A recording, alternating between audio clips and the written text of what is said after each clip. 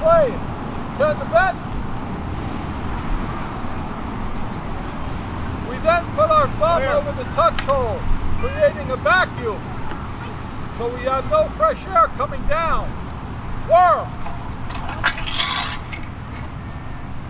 We now take out any burning debris from the last shot. Sponge.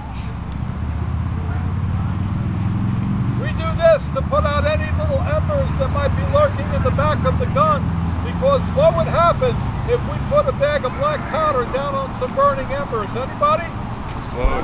Exactly. But what would happen is I would say it was her fault. She distracted me. I'm very good at assigning blame to others. Advanced cartridge.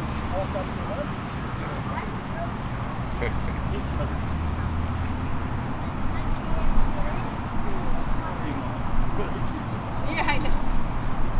Safety first. Well, the list is your bill go out. Okay, let's go back. The list is your bill go out. Alright, I have the round under the barrel, Jeff. Okay. You want to explain? Ready to ram? No, it's under the barrel. I haven't placed it yet. Okay, well, all right. It would, it's basically wet sponge, and that would be, you place it in the muzzle, and then it would be ram. Ram cartridge.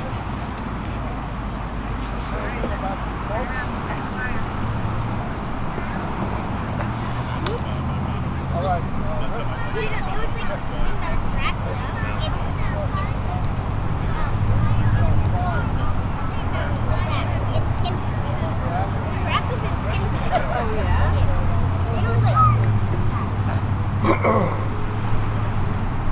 Ready! Now we're going to pick that bag of powder with a brass pick, because brass does not spark. And we do not want any sparks until we're ready. We're now going to put the primer in.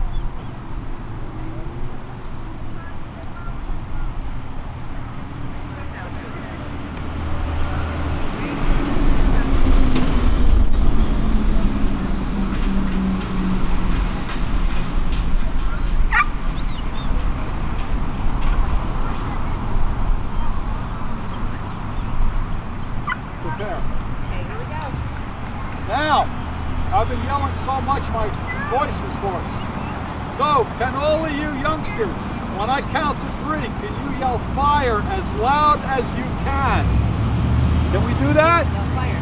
All right, when I count to 3. 1, 2, 3. Fire! Nicely done. You know, we're always looking for some recruits.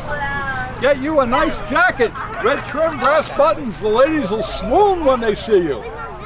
And you have the look of an ex-military man. Where are we at Chapultepec back in '47 fighting the Mexicans? I don't know. You look very familiar to me, sir.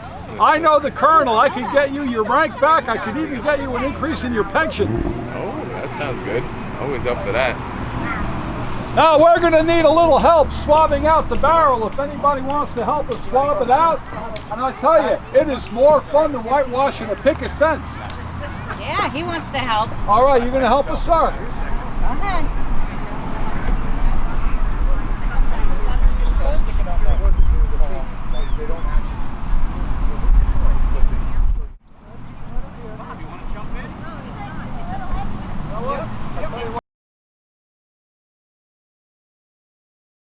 You're going to come over here. Jack, look at me. Okay. Okay, so when we say advanced cartridge, what you're going to do is you're going to walk up to the guy in the front, okay, the tall guy with this thing, and you're going to open the pouch and let him take the round out. You're going to lift the pouch up for him like this, though, okay? And then you're going to come back. So just wait. Attend the vent. The first thing we do is we put a brush through the vent to make sure it's clear, because that's where our fuse goes. Then he'll put his thumb over the vent hole, cutting off the flow of oxygen in the barrel, because things are still cooking in there. Box is closed! Worm!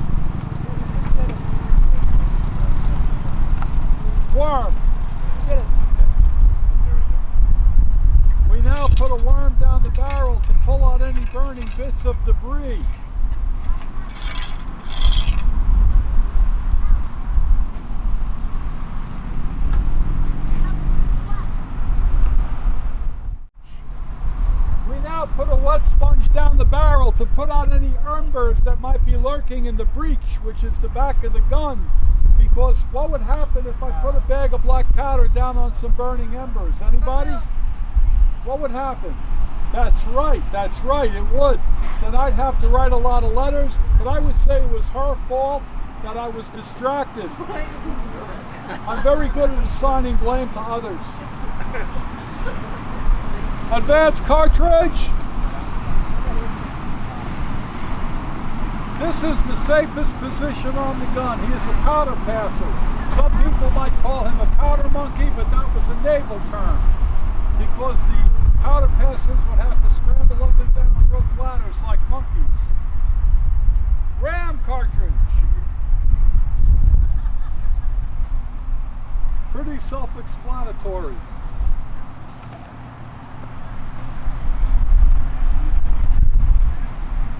Ready! He's now going to take a brass pick and he's going to pick the cartridge with it because brass does not spark.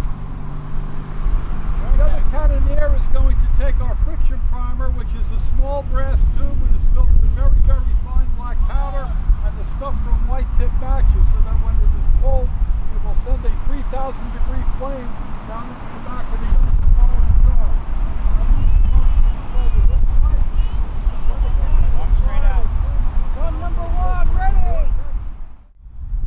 Now I've been talking so much, my throat's a little hoarse. Can you guys help give me the command to fire the gun?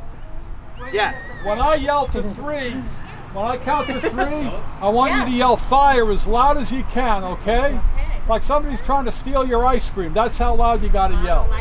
Okay? 1, 2, 3.